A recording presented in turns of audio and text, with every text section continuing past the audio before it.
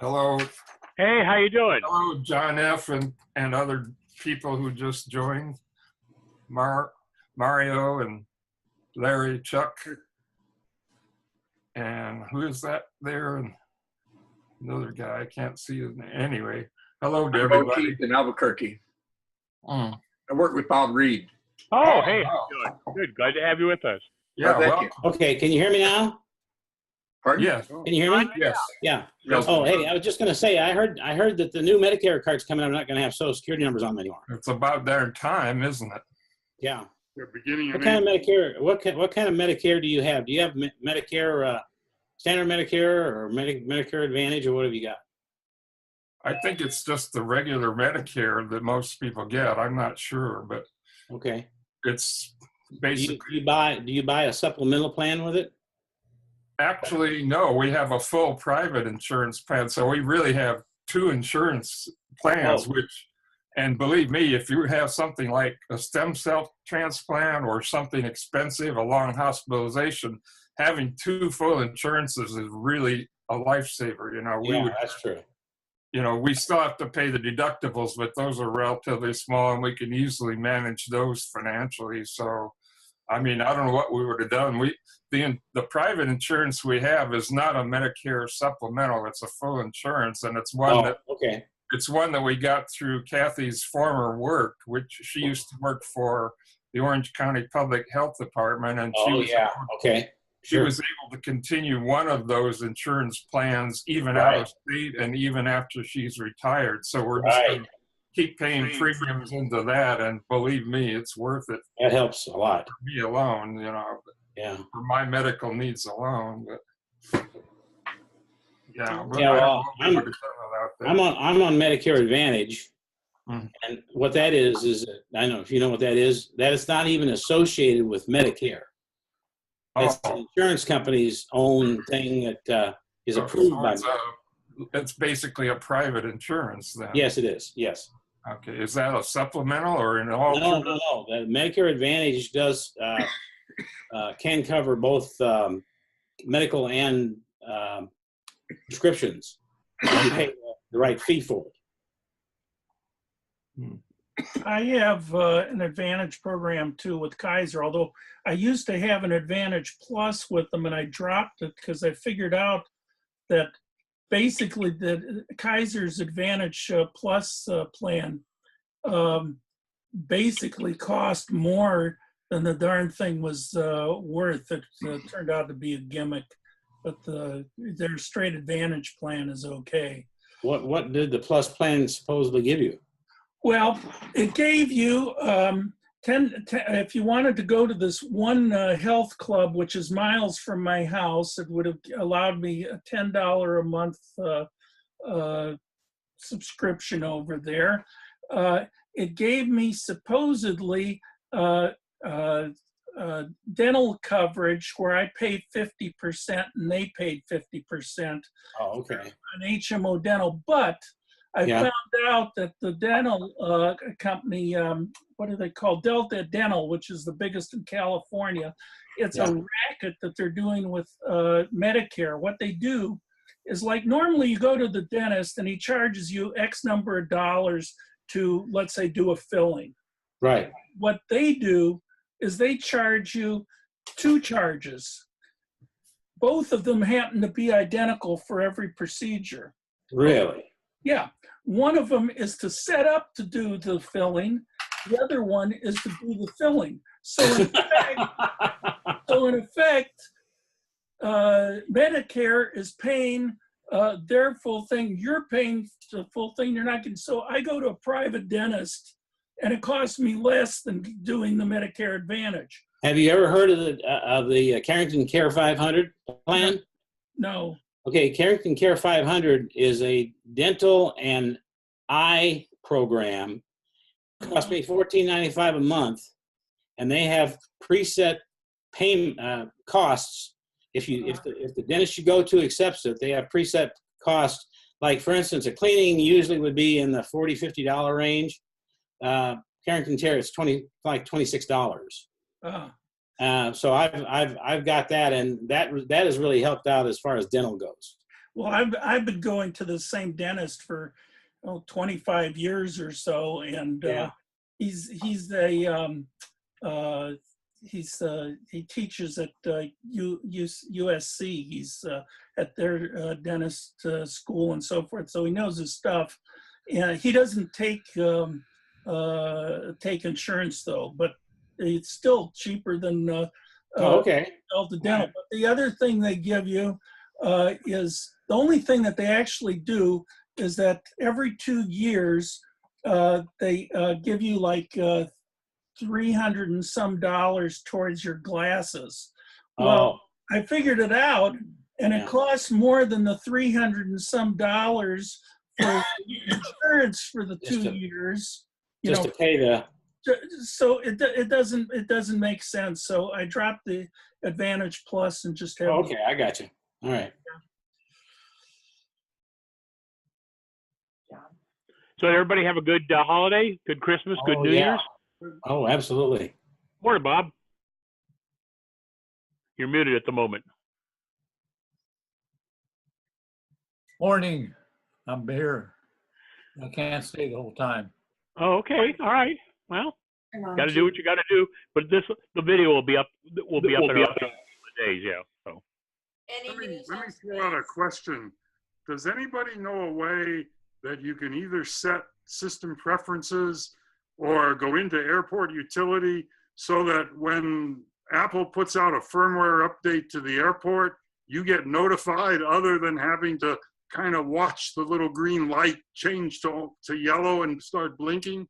Because Apple just put out a firmware update, and it's, I guess, been out for several weeks. But I just happened to notice one night when we went into the room where the airport was, that the airport was blinking yellow, and went into airport and updated it. But is there any way to find out that automatically?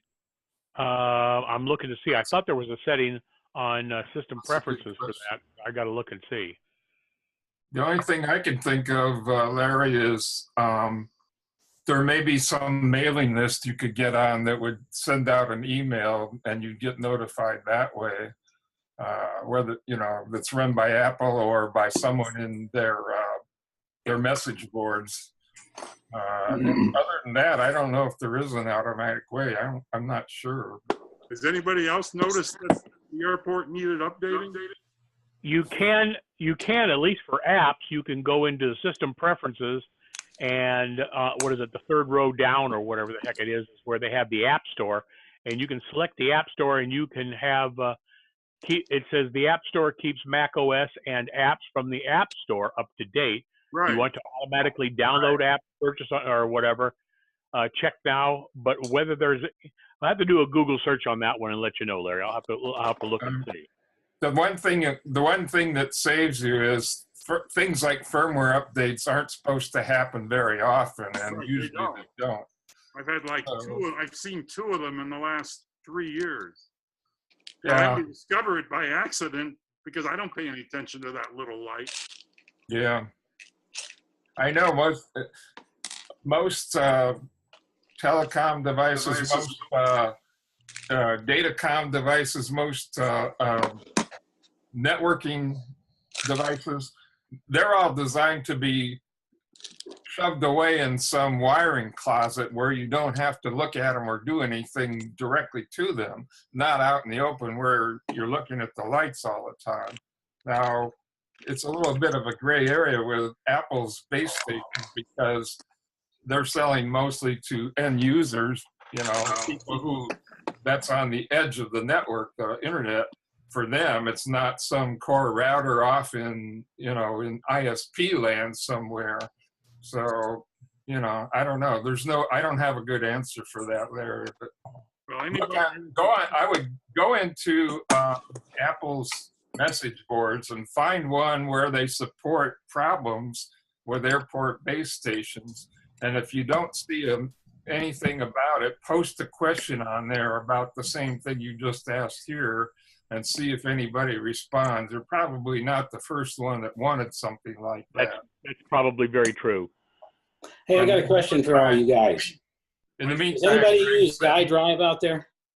In the meantime, Greg said he's going to do a Google search and see if he can find anything. Well, anyway, if you haven't looked at your airport lately, I would suggest doing it, because I was able to go on Apple's website and find out, yes, in fact, they did release a firmware update to all the airports like 3 weeks ago. Maybe That would something to do with this security problem that's going on all over the place. that would also go for people who have time capsules too, because a time capsule is nothing more than an airport base station with a hard drive and some additional logic and stuff in there. But otherwise, it's basically an airport base station, you know, in a different form. But so if they update the base stations, they're probably updating the time capsules too for the same reason. Yeah, I would imagine that's probably true. Yeah. Hey, I got a question. Well, we haven't answered. Huh? I said, does anybody use iDrive for backups? Who is that? Is that Microsoft? Who is iDrive? No, iDrive is a company out of Southern California. The reason I'm saying that is I've been using iCloud, and I've been paying for like 50 gigabytes, but now I've exceeded it, and the next jump up is $2.99 a month, and I don't want to pay that because iDrive was you can get 5 terabytes for $24 for a year. Oh, that's a deal. Huh? That's a deal. Okay, yeah. But I don't know if anybody else is using it, because I found out how slow my upload is.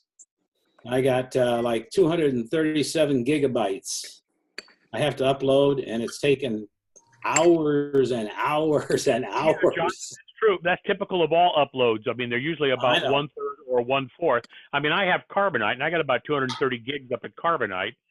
And I liked Carbonite from the standpoint that I have access to those files on my iPad, iPhone, on the Mac, on a PC, at a library. It doesn't make any difference. So wherever I go, as long as there's internet access, I have access to it.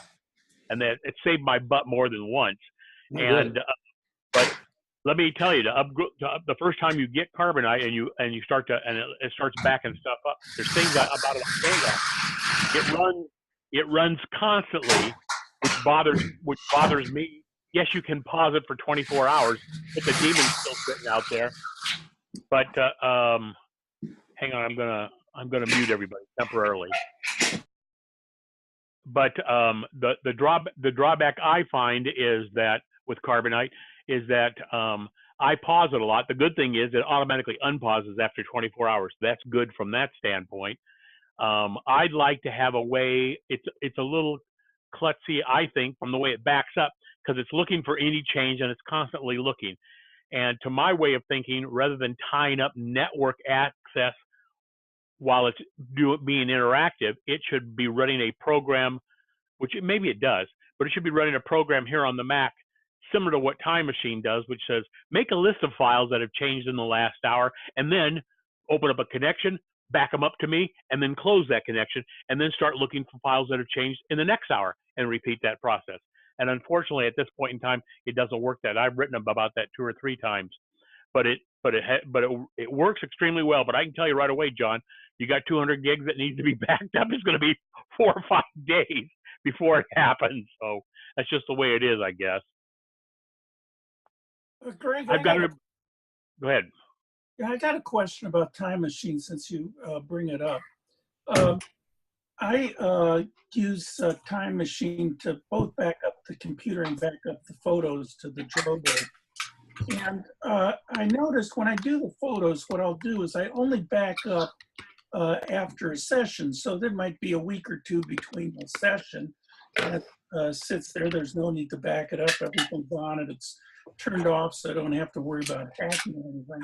When I do go and I use my photo backup system, and then I do the Time Machine backup on it, it seems to always do a full backup. And I take it that's because I haven't allowed it to do hourly backups. Is there some way force it to do incrementals in a situation like that? There is a program. There is a program called Time Machine Editor. It's free. You can download that. And Time Machine Editor lets you specify. You basically turn off the Time Machine feature inside System Preferences, and you use Time Machine Editor, and that's set. And you can tell it, I want to back up between 1 and 2 p.m. and 4 and 6 p.m. and 11 and 12 a.m.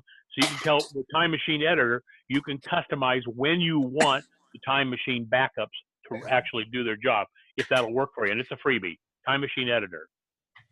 Will it work in a situation like I'm doing? Like, I don't know when the next time I'm going to back up is, because I don't necessarily know when I'm going to be using that system. Would that allow me to do it so it would actually do incremental at whatever time I actually pull in? And well, you could do that. You know, you can always do that by you can put Time Machine icon up in your screen backup, up in your screen, and then you can specify backup now. So whenever you want to force a backup, you can do a backup now. Well, I have that, and when I do my backups on the photo system, I use I go in and I change over which drives go into which, and then I use the backup now function, but it always goes into the full backup. Oh no, yeah, you're right. It'll check everything every time. Well, if that's what you want to do, then here's my recommendation: either Super Duper or Carbon Copy Cloner, and essentially it works along the same line. It'll cost you about 20. If you want to, by default, it backs up everything. But if you spend the 20 or 25 bucks or whatever it is to buy that piece of software, you can create it generates a script, but it's real simple to do. So you can say, I want to back up this folder every 15 minutes or whatever, and boom, it creates a job that runs in background all the time, and every 15 minutes or so like I've got a 128 gig USB flash drive plugged into my laptop all the time, because it sticks out only about yay far. It's really small. I've got 2 of them in the 2 built-in USB ports, because I'm using a port expander on the back of this Mac. And so on one of these 128 gig drives, it's partitioned, and it's got an older operating system to be able to run iWeb, which I'm working at getting rid of that, and just general purpose storage. On the other one, it's just got photos on it, so it's got about 50 or 60 gigs worth of photos on it, and that backs up independent of everything else every night at 1 a.m. So at 1 a.m., a job starts up, backs up just my pictures folder in my home directory, but I can specify it down to just 1 file if I want to, and backs it up onto that drive and then moves on. So and you can also specify which drive you want it to go to. You bet. Yeah, I can go A to B, B to A, C to D, whatever I want to do, because you're creating for all practical purposes, you're creating a script that's gonna run in the batch processor that's built into the Unix underpinning of this operating system, that will say, do such and such at such and such by doing such and such at such and such. And their front end interface, both Super Duper and Carbon Copy are the same. Their front end to be able to do that is extremely simple. So you can customize it as much as you want to do. And I've got 2 or 3 of those that run and do specific functions. And if I didn't have Time Machine, I would definitely be using that in its place. Okay. Or in addition to, I use them both. I'm using all 3 or 4. I'm paranoid nowadays as I'm getting older, especially. So I've got Carbon Copy Cloner running all the time. Carbon Copy Cloner just backing up the pictures folder at the moment. And I've got the regular Time Machine backup for local in-house.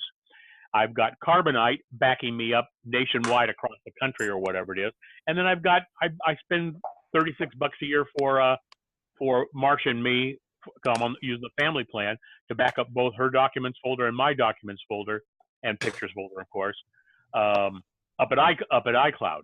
So I think I've got myself covered 6 ways to Sunday. I know somewhere along the line I'll screw up and make a mistake, but for the most part, I feel pretty comfortable about it. So yeah, there's an old saying, you can't have too many backups, right? Well, I'm a firm believer of that. Like I said, I've made the mistake a couple of times in my life. Both times I Carbonite or Time Machine saved my bacon. Okay, well, I've got a program I bought early last year. I think it's called Get Backup 3. I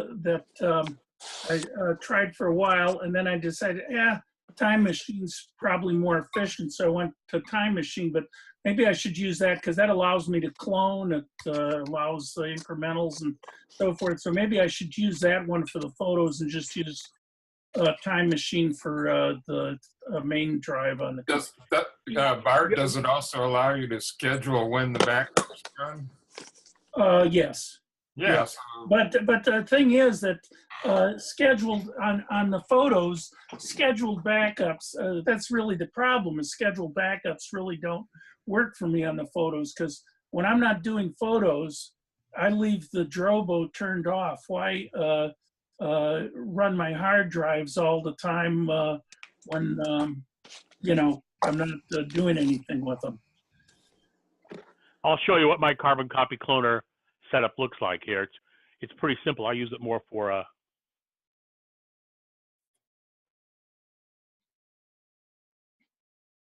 come on. There we go. Oh, see, there's a new version here, so I'll go ahead. I'll get the update here in a bit. But you can see I've only got one backup right now, and it's like it says right here. It says carbon copy cloner will clone the folder users Gregory Lock pictures on the volume Macintosh HD to GGL Photos Backup, which is what I call that flash drive, and only items that have been modified since. Who's ever got the phone ring, and please mute that. And only items that have been modified since the last backup will be copied. And you can see you can have a slew of these. You can have a slew of these down here. I've only got the one right now, and I can tell it what time I want it to run. If I wanted to create a new one, let's see. I'll come up here and I'll say a new task. And I'm going to have it copy some files rather than copy all files. And let's go get what that is. Click on the advanced settings.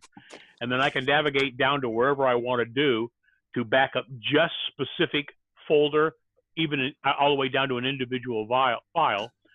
I can either leave the safety net on or off. The safety net just means it's not going to overwrite anything if you don't want it to overwrite.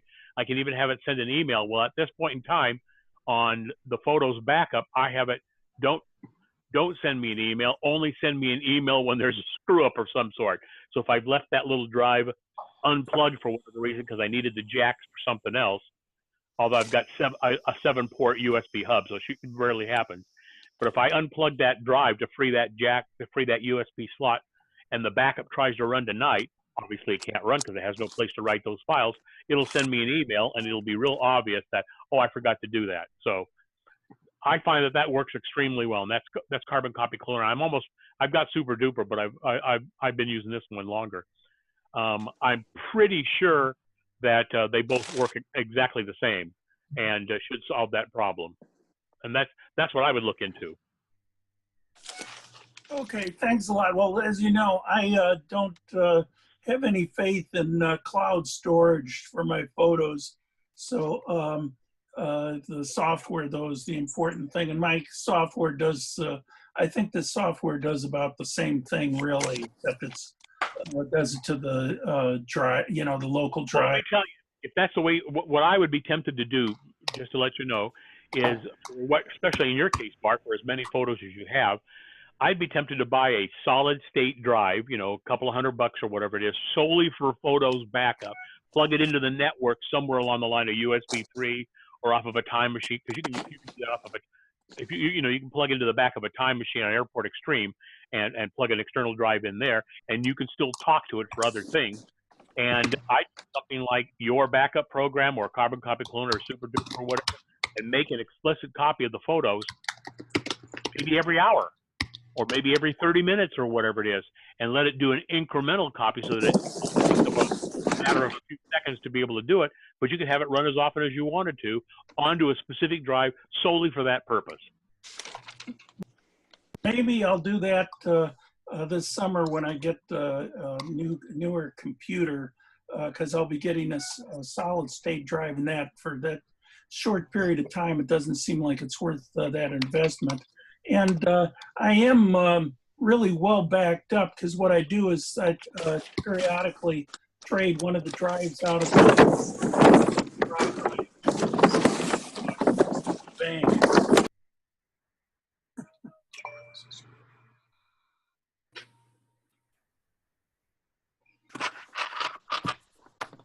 Did you hear me? Yeah, yeah. I just Bonnie was moving some paperwork around or whatever, and it was picking it up really bad on the microphone. So temporarily, I've muted you, Bonnie. So when you're ready to talk, unmute yourself. Oh, okay. Well, I've been muting and unmuting myself. Yeah, I can see that on the screen. I don't know. Does it show the little microphone symbol on your screens when you're muted or unmuted? Does it show that? Yes. Yeah.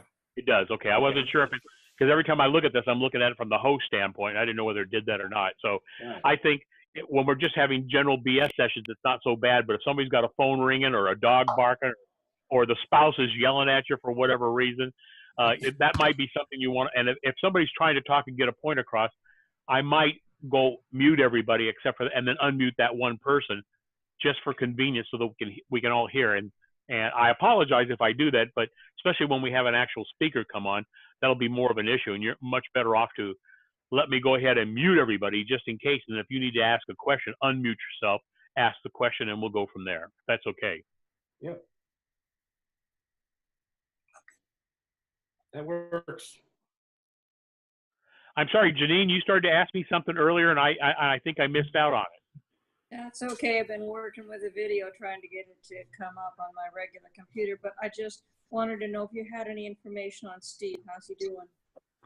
No, that's right. For those who don't know, Steve went in for open heart surgery on Thursday to get I think a valve replacement or two. Isn't that what it was, Janine? It was a 5 vein replacements in his heart. It's a bypass, a quintuple bypass. And I got an email, I assumed everybody did, from his wife that he was in ICU and she would let us know more information, when she had some.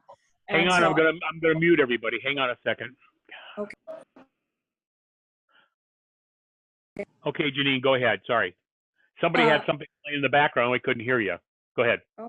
All right. It's just that when he went in for a quintuple bypass, that's a lot. And I got an email from his wife saying that he was in ICU and she would let us know more information. But I didn't get anything from her yet today. So I just wondered if anybody else had heard anything. No, it's Thursday. I had talked to Steve the day before he went in, and Thursday I tried calling that evening. All the phone numbers that I have for him and his family, I didn't get any of them back. I know he was going to take his phone and iPad with him in case he felt good enough or was able to get on today. So I don't know. And I totally forgot yesterday to call and see. I just totally blanked out and forgot to call to see how he was doing. So I assume no news is good news at this point in time. So. Yeah, I hope so. Being in ICU, that's pretty big.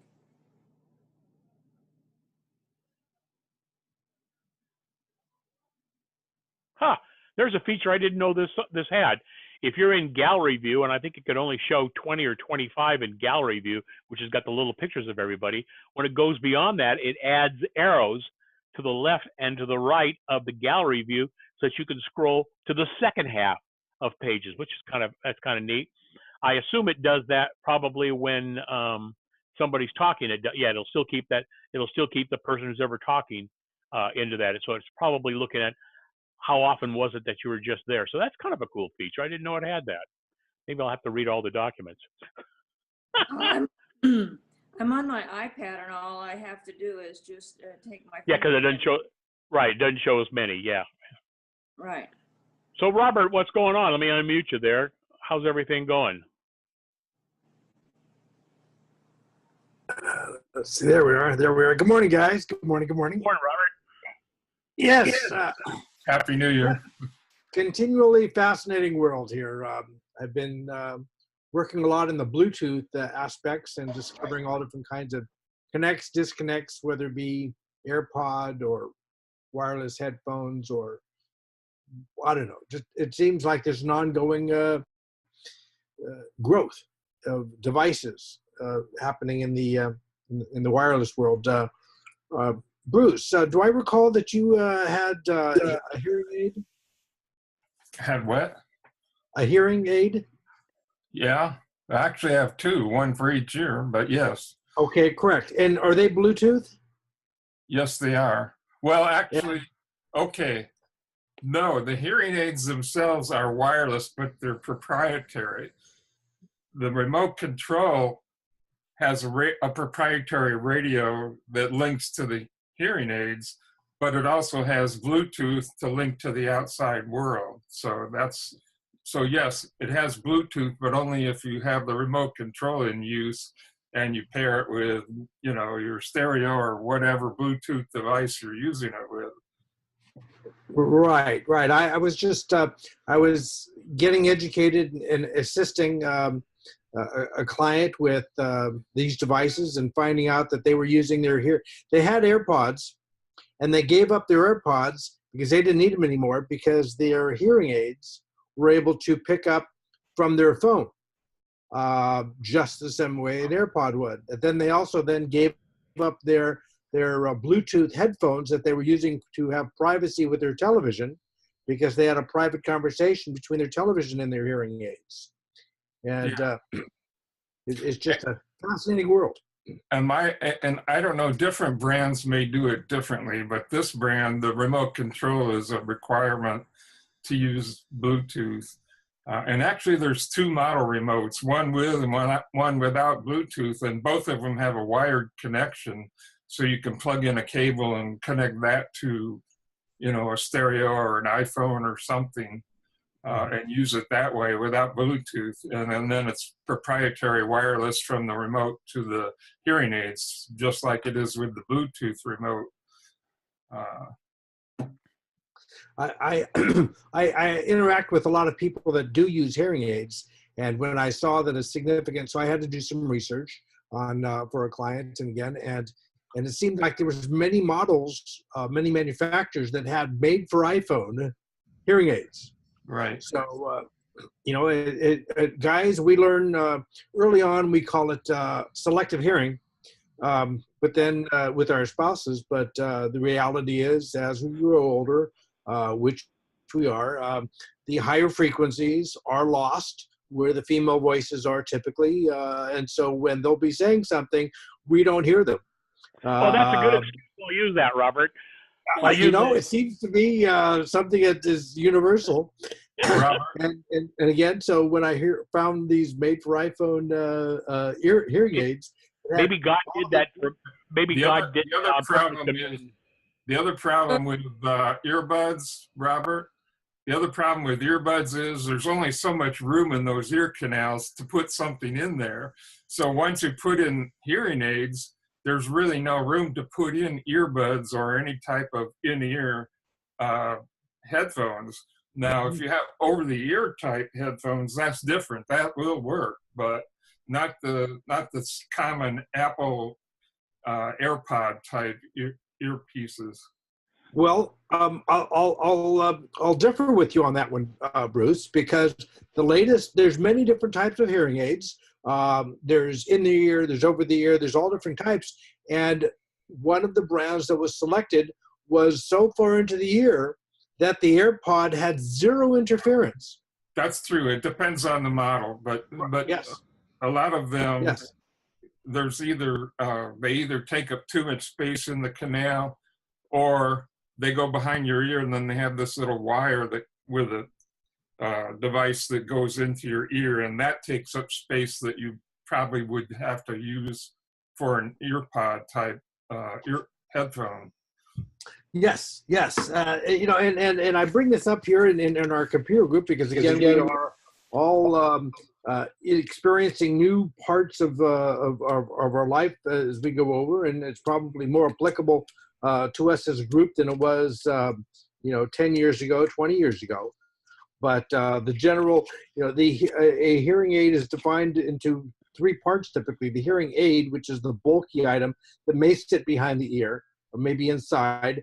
The speaker, which is the actual item that sits in the canal. And then the earpiece, which is the covering over that, if you will. But anyway, so it was a different path that I've been down for investigating and learning and understanding how it all can work, because they're not cheap.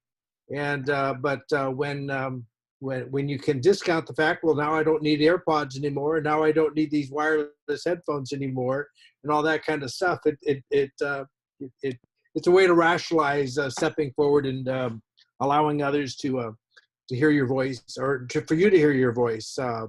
Maybe you won't be requesting somebody to turn up the TV quite as loud as you were before, and and all that kind of stuff. So, anyways, not necessarily fully computer oriented, but it was been an interesting bit of learning experience that I've been doing for clients in the last month. So, a little different. I had an interesting situation that came up. I've had you got to keep the Wookiee happy. So Marshall wanted satellite on the RV, so we had satellite installed on it. Then I called AT&T and wanted to get a second receiver because I didn't want to have to keep. I know I could disconnect this receiver and take it out and put it in there, but I didn't want to have to keep hassling with moving the cables and all that kind of crap around. And so, of course, AT&T gave it to me okay and charged me $50 to have a guy deliver it and hook it up. Well, what a joke. He couldn't figure out what he was doing. Finally, after the first thing he did was behind this HDMI switch box. Remember, everything in an RV is already kind of bolted into place, so you can't get free access to a lot of stuff. So the first thing he did was disconnect all the HDMI cables to the back of the switch box. Now we didn't know what cable went to what. That was smart on his part. We finally got it to work on one TV, but not the satellite. So he says, well, there must be something wrong with this satellite receiver. So he brought it inside. He hooked it up. In place with a satellite receiver in here. Got it all programmed, working fine in here. Takes it back out, plugs it back in. Says, "Well, this doesn't work. You'll have to contact somebody else. Thank you very much for letting me spend $50." Well, I'm going to contest that one. So I went over to I went out there and I said, well, I got to figure out which one of these cables goes to where, because I've got a TV in the front, TV in the rear. So I've got regular antenna on the roof. An HD antenna on the roof. That's